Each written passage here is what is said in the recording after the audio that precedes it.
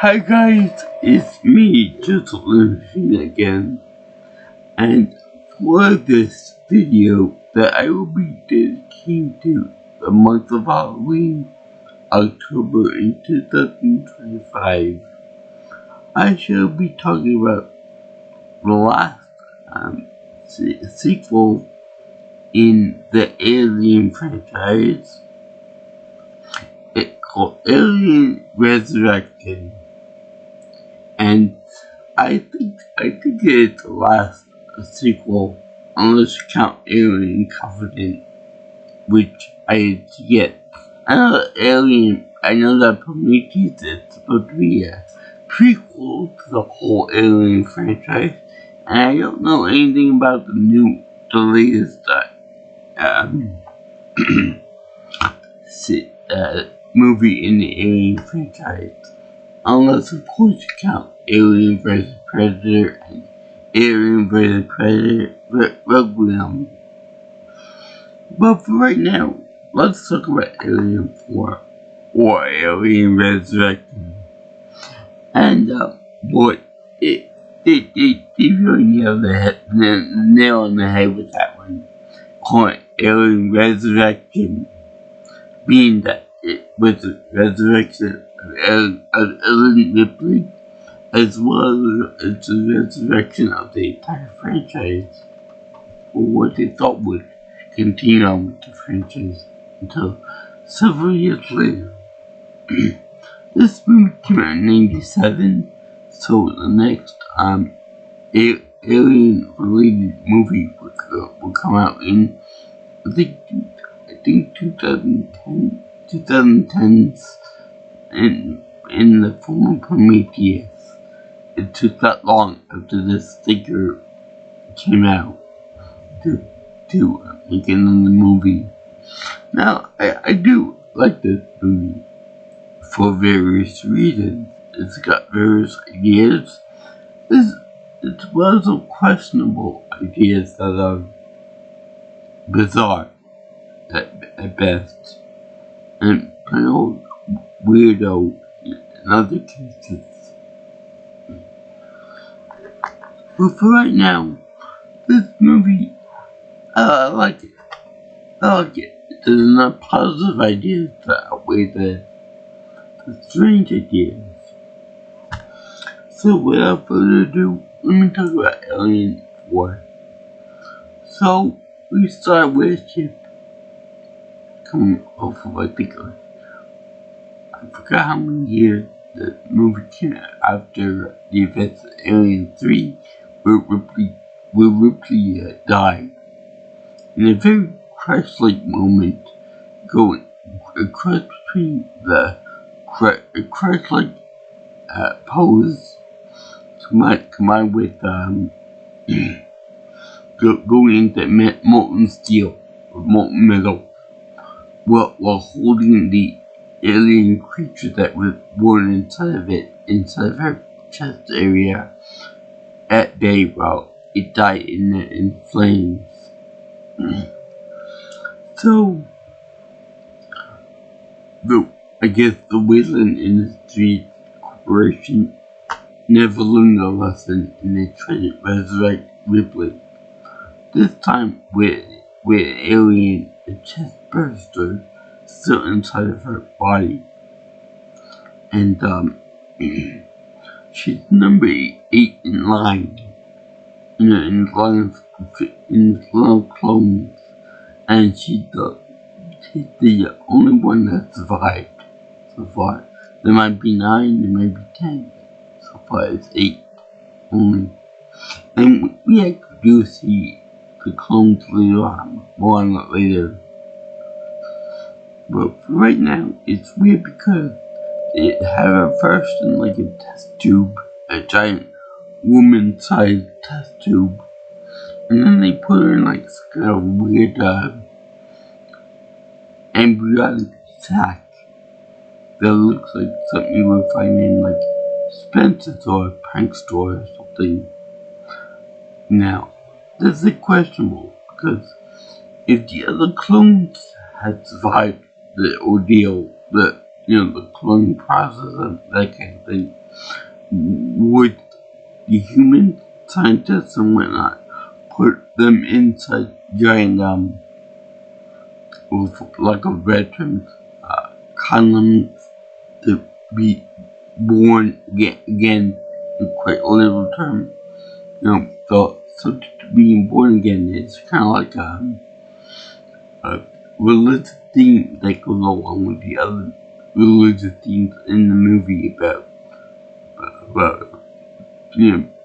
reproduction, the eggs for the little bastard eggs. The ones with the chest, the face tiger portion had a cross on it.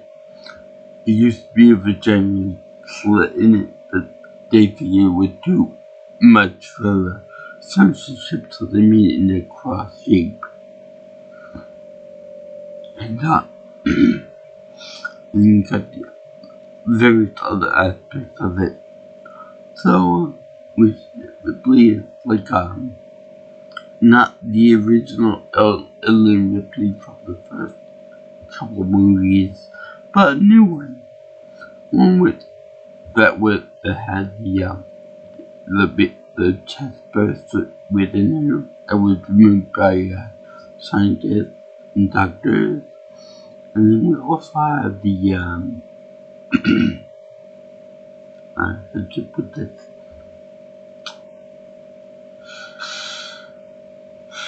If you got like a DNA mixed with human DNA mixed with the alien DNA, which we don't know the actual features of, we just call it xenomorph or alien.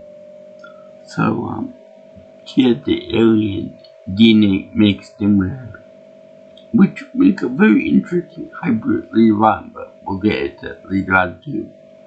So pretty much he's basically like a hybrid Saiyan, if you will, like Trunks or Goten or Gohan or Boa. So they show her he needs to be awake and stuff and getting her extrasensory powers in check. And they also introduce a new shipping crew, a new spaceship crew, and that one has a little bit of diversity in it, because there's a black guy, as well as the guy in a wheelchair named Dominic. His actor name is Dominique Pino, which I found that very weird that he's not really disabled. He plays very eccentric and grotesque characters. So I guess that the director was trying to imply that people in wheelchairs are disabled or grotesque and weird looking. Kind of like a fuck you to everyone that's disabled. Or whatever the case is. I like his wheelchair. I like the way he gets around the security check by stashing all the weapons, all the main shotgun with a scope on it. Crosshairs on it. He stores that like in multiple parts on his wheelchair, so that when he goes to the metal detector, the entire chair is made of metal, so it would go off. So that's kind of clever in that, you gotta search multiple parts of the wheelchair to find all the weapons, all pieces of the gun. Although it does seem to be a little time consuming to put it all together. And in the heat of the moment, you gotta worry about the aliens and the facehuggers and whatnot, or any other threat. But I have a question for anyone that is really into this type of thing. I know that the aliens, the facehuggers, the xenomorphs that grow out of the host body and stuff, they tend to take on like a characteristic of said host. So like we have the dog one that acts like a dog, and then they have the one that acts like a human, of course. And I'm sure there'll be other variations of the xenomorph alien. But what would happen if the xenomorph were to burst out of the guy in the wheelchair? Would the resulting xenomorph be crippled too? Or would he be have some kind of a movement issue or whatnot? Also, there's a part in the movie where a facehugger hugs the face of Ripley, but no doubt about it, and places the eggs into it. So, what would happen if it were to, she obviously rips it off and stuff, but maybe that's what I call Ripley, but what would happen if if the facehugger was successful in implanting her with an egg or a sheet of chest burst or something? Would the resulting alien be a more pure xenomorph with its DNA, meaning that it's like it's going to hybrid up an alien already?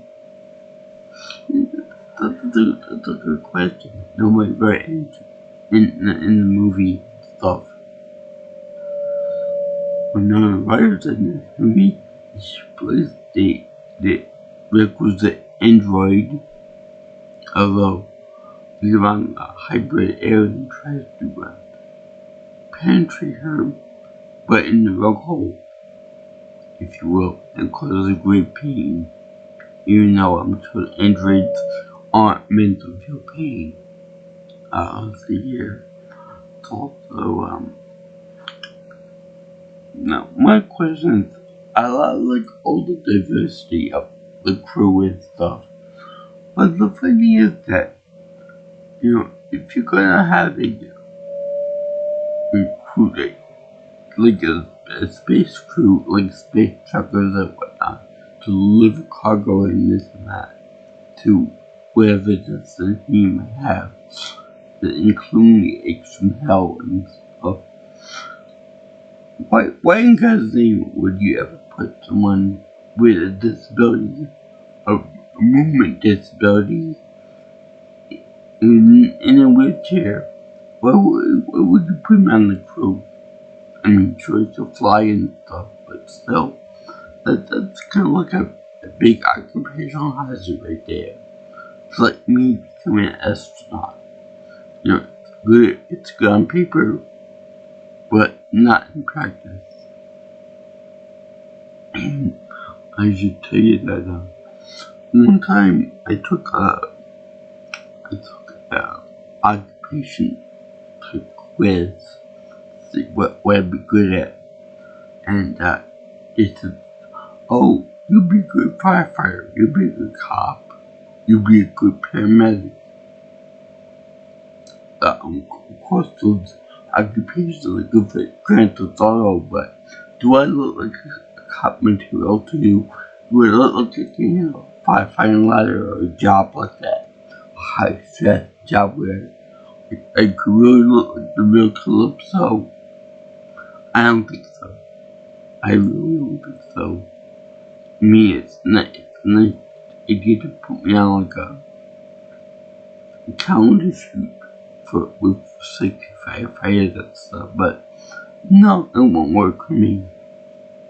So anyway, they have Ripley interact with these guys, and one guy is played by Rob Pullman, the captain of this group, is unbelievably horny for Ellen Ripley. So I guess he must like the women that are mixed, as well as the women that are tall, as they said. Well, unfortunately, he doesn't get along with her that well, and yeah, I'm not gonna lie, it'd be pretty interesting if they do bump ugly together because she's part dangerous animal that's alien. So yeah, that won't work out good. No, they've also had a breeding program for the alien animals on the voyage of death, and the army men, the Space Marines, they quote unquote volunteered for the job of becoming the host for the creature things. So they're over there getting the giving birth to monster aliens.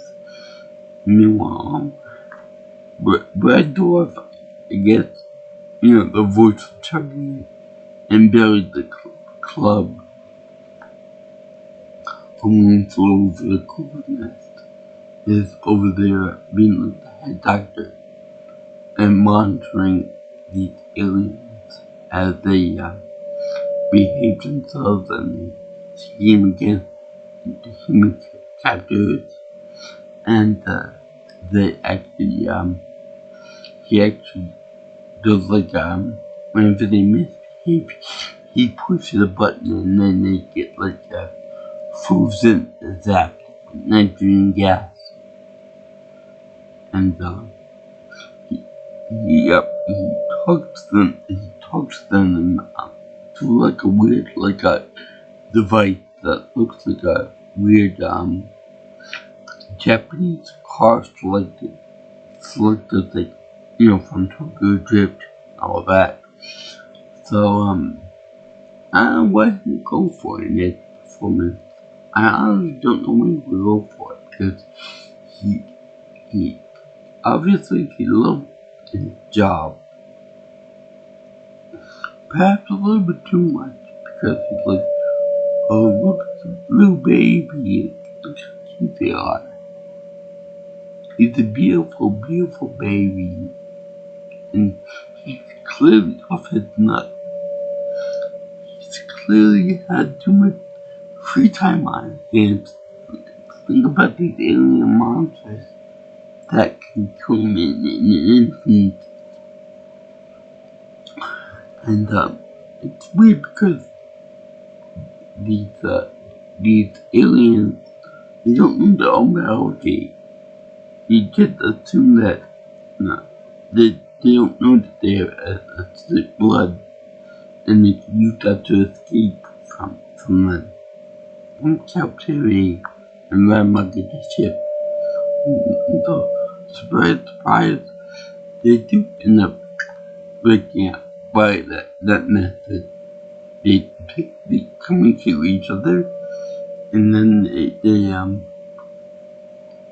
take out the weaker one, and then use his blood to escape. Now, this is really stupid on a bunch of levels. Number one, why would the humans allow the creatures to be able to communicate with themselves without the humans knowing what they were saying? Number two, why would the aliens be contained in a acid-proof room or container? That's like a big liability right there. And number three, why is it that when they put the acid blood out, they don't eat through the entire hull of the ship to be a big exit, which will be a point later on, but that's beside the point. So, the Red Dwarf ends up getting captured, and then he goes on a weird rant about how the alien queen gets the queen name, because apparently Ellen was very fortunate in being the mother of the new queen of the alien hybrids. So anyway, they kill all these aliens run amok and stuff, and then the army gets the Space Marines get involved. Although this is a pure fantasy movie because some of them have beards and some of them are kind of fat. So I guess Trump didn't exist in this universe. Paradise. So in any case, they show that the aliens are very much, and I like the way the Marines and the using the escape pod before the actual space truckers do, before the actual living people do. And when alien gets into the pod and starts with all the escapees, so that's a pretty funny way that happens. And the commander has to roll in a grenade like a ski ball into the pod. And I like the way the circle, the thing right before it closes, and they detonate right away, right when the thing gets within like a few kilometers from the actual ship itself. Now, I don't really like the idea about delayed grenade like that. You know, if you're gonna throw a grenade anywhere, you want it to explode within 3 seconds, I think it's standard. So anyway, that happens, and then the commander gets eaten alive. I would love for someone to make an animation or something of some kind in which Donald Trump gets a one of the little mini heads inside the big head of the alien to eat his brain out with something rather, and that would be funny. So yeah, then what else is funny? Seeing the alien do like a swimming thing underneath the water of one of the flooded parts of the ship. That's really pretty cool to see them swimming around like synchronized swimmers. And of course they have to have somebody dying in. And this is real cool. The black guy can actually shoot and ricochet the bullets off stuff to get the target. Even though he can't really shoot the aliens underwater for reasons. And you know what? That'd be funny that why is it that they always have the black guy turning around the guy in a wheelchair without the wheelchair? You know, when things get rough, he's going into backpack mode with the guy that weighs like about 100 pounds. Why is it the black guy that has to carry him?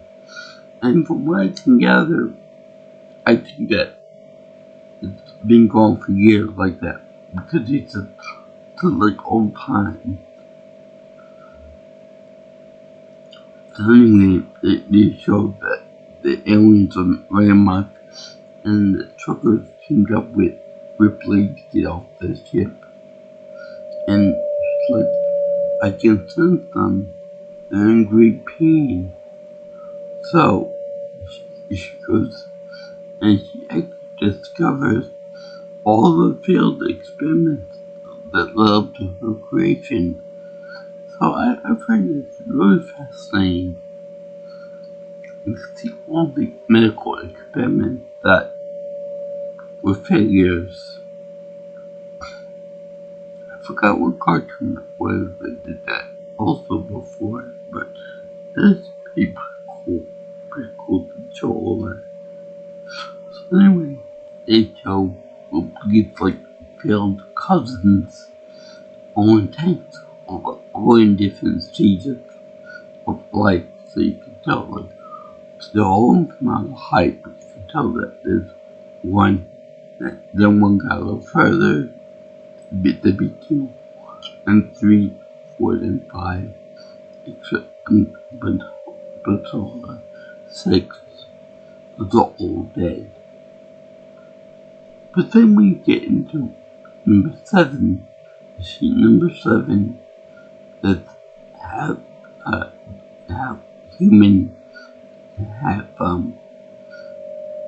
xenomorph, full-grown xenomorph, and it's actually in so much pain. It's got biomechanical tubes running through it. It's miserable. I mean, truly, the people who had to work on it just kept it alive for experimentation and DNA sequencing and all that. So they couldn't even enjoy life. We're just there for an experiment. So we felt so bad. And even the gruff leader, Ron Perlman, he even said, no, we won't go in there, let her do it on her own. So she had to destroy everything.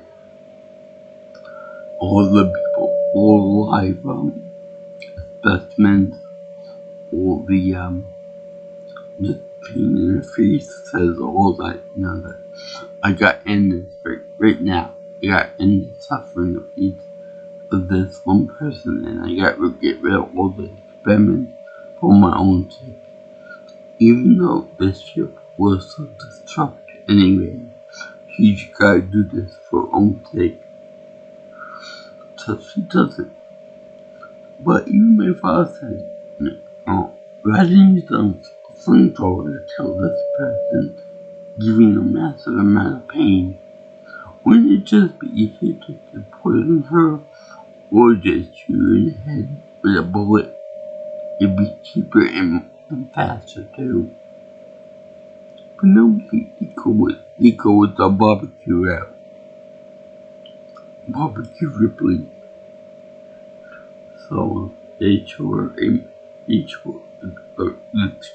twisted tube-filled fire-filled creature being in pain for 3 seconds and dying. And then Ripley turns around and shoots all of them out of high filled dead body, like in the movie Independence Day. It's just, something. Let me move on. Let's get out of this place. So then she gets called forward to this other alien creature. And the alien queen its own baby. Its own baby. She goes there. It's gets knocked out by alien creatures rather than being devoured or whatever. And we see that the alien queen is giving birth to a human and the human alien hybrid, like a true human alien hybrid. And Brad Dourif is over there narrating that, telling us that Ripley gave her the human reproductive system because the queen is linked biologically to Ripley, so she inherited the human reproductive system. So the miracle birth guys isn't grand. This creature coming through like an open womb into the world. And I gotta say, the animatronics and the puppetry both the alien queen and the baby hybrid human xenomorph hybrid is amazing. It's wonderful. It's beautiful. It's wet. It's pretty. It's pretty and haunting to look at. And whenever they portray this baby thing, they try to make it look as innocent and cute as possible, with big doe eyes to suck in and all that. It really does look like a human hybrid of a xenomorph, because it's got the head, the body, and the smaller curved in headpiece that makes it look more human than human. But it rejects the alien queen that just gave birth to 3 seconds ago, and then it turns to Ripley, and Ripley is supposed to be like the I guess you could call it the grandmother to this crazy thing. So, unfortunately, the thing is very temperamental, much like an infant would be, very, very terrifying, because it may be temperamental and unable to control itself, but it's still got the strength of an alien xenomorph. So, it attacks Brad Dourif's character, kills him. Thank goodness, because this creepy little model was getting annoying. And they have Rob Holman, Dominic, and another writer, and Ripley is running away from the ship as it's about to blow up, and they get onto the escape ship, which looks a little bit different than the regular ships, than the regular escape pods. So anyway, at the last minute, this little baby bastard gets on board. I don't know how it does it, because it meant to have teleportation powers, because otherwise it wouldn't be able to run fast enough to get to the escape port. So it does that.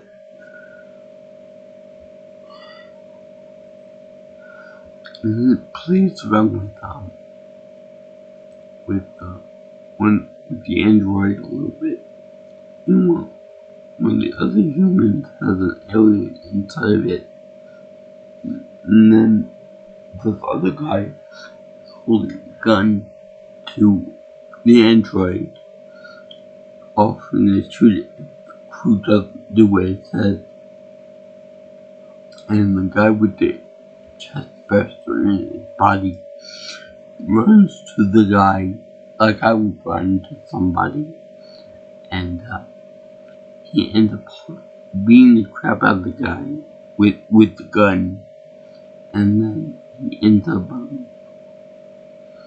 holding his head around crotch level, and he meets the chest burster just burst through the guy's chest and through the other guy's head. So that's actually pretty funny, to me at least. So then all the crew members end up shooting at the chest burster and like a hell gunfire. So that's actually very funny, to me at least.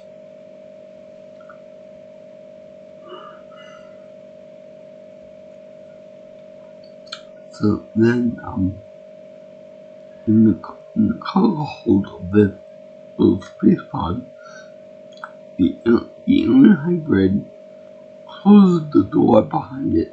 So polite. Closes the door behind it, and then follows the android while Mother says, I will kill first. Back away from me, you bitch. Like, did Alien 2 or Aliens, but she does put her down like a mama talking to her child. Put that down. So then you see her groping at the monster, cutting her hand on it, like teeth and mouth, and then you see her flicking her acid blood at the window, thereby making a very small hole in it, and therefore the alien gets sucked to the opening. Meanwhile, the android is over there holding on to dear life by a strap. Much like Twister, and Ripley not knowledgeable about what would happen if he gets sucked into space. She ends up driving to some netting over there. Now, before I go on, I want to say that when baby was born into the world using the big room, it was very weird, to how Ripley was resurrected in the giant room, chrysalis there in the beginning of the movie, kind of like a rebirth cycle there. It was in rhyme, like George Lucas would say. So,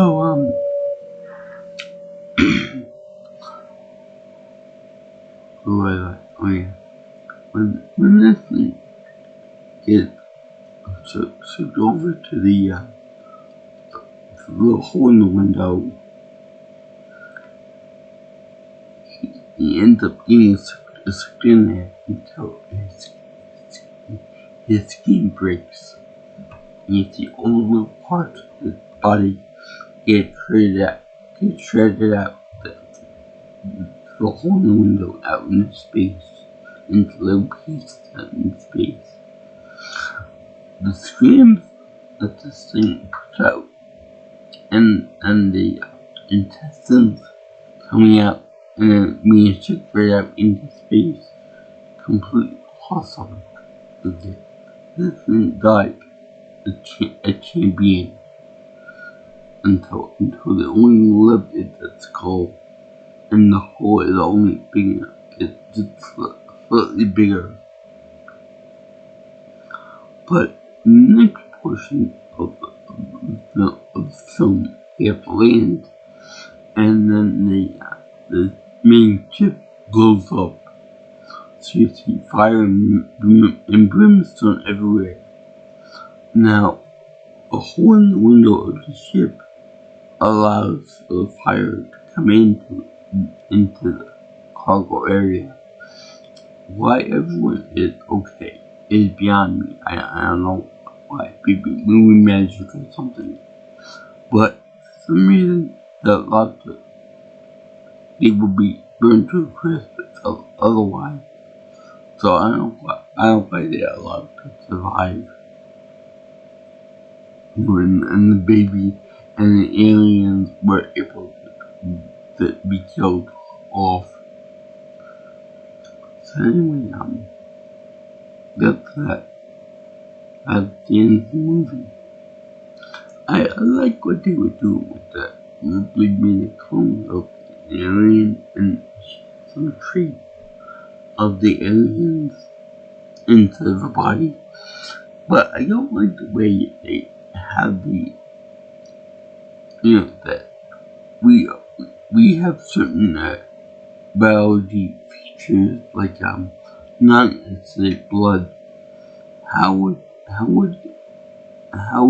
we be able to obtain pure acid blood if that was the case?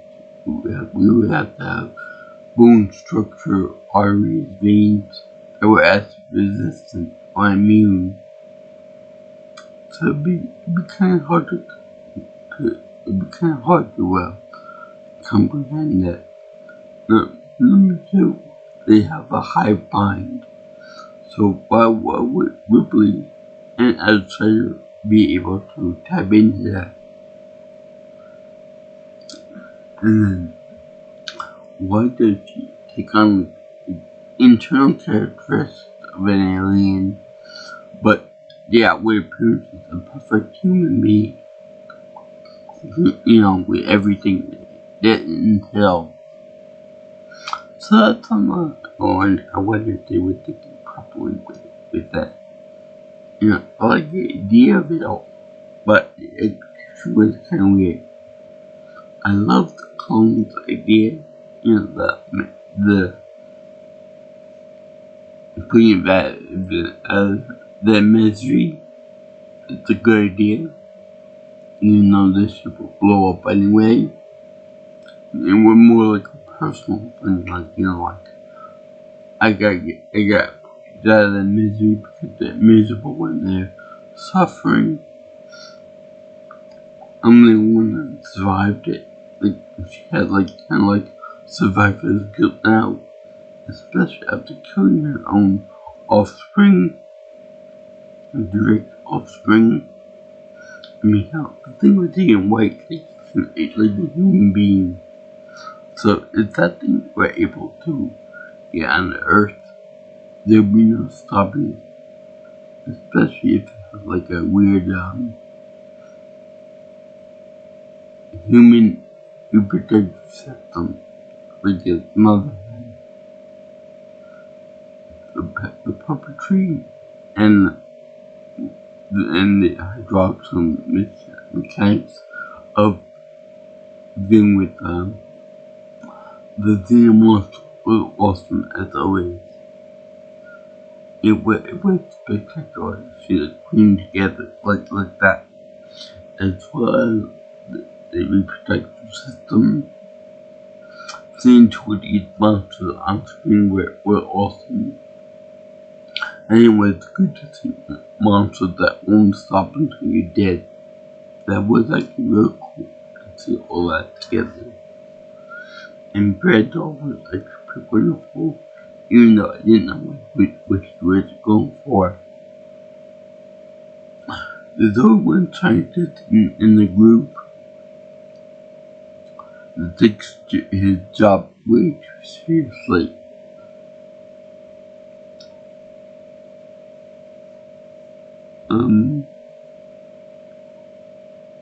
I saw this movie for all the performances and for all the interesting ways that we can interact with each other, communicate with each other, and just farewell to humans, and vice versa.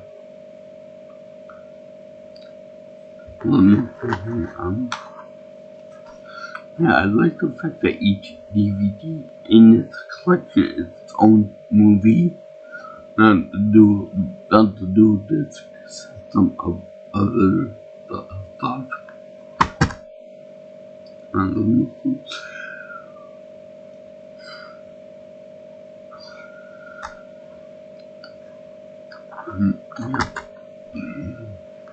The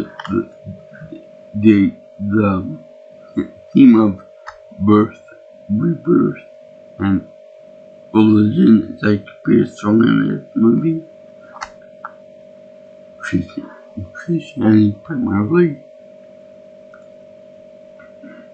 And I like this movie a lot. Despite its more questionable things like Brad Dourif, nudity parts,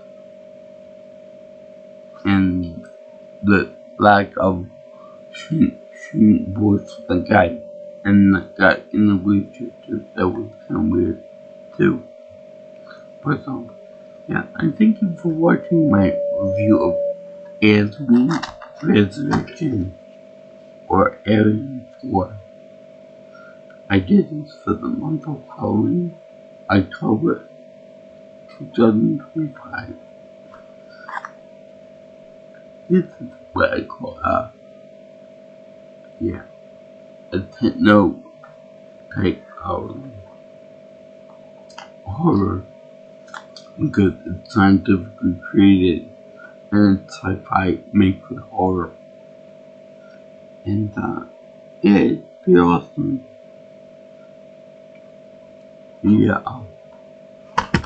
I would definitely give this for me my happy face silver pool because it's so much fun to see Sigourney Weaver again, as well as the others too, and the Deeps too. Some people just Winona Ryder. By the way, I think that this last alien movie with Sigourney Weaver and I didn't quit because there was no meat of the other role. And then she got done with the character of Ellen Ripley.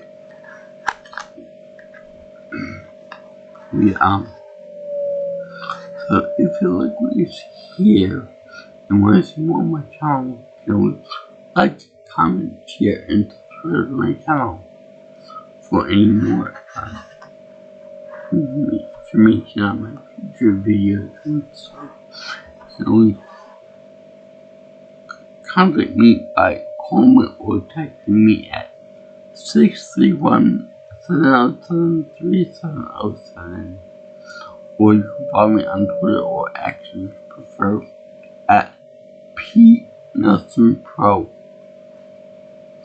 You can also get me on my email at jjsviewingchannel@gmail.com. So I still anyone that likes this stuff, science fiction, makes a horror, in space, no one can hear scream, which is scientifically accurate. And I like the isolation of the corridors, like the fact that these things won't stop until you're dead. They're very animalistic, they're very simplistic. It's just there to kill you and hunt you down and make you into more food for his baby. And it's fun that way.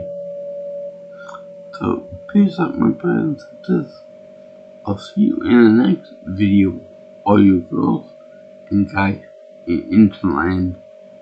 Sayonara, Avita, ciao ciao, bye bye.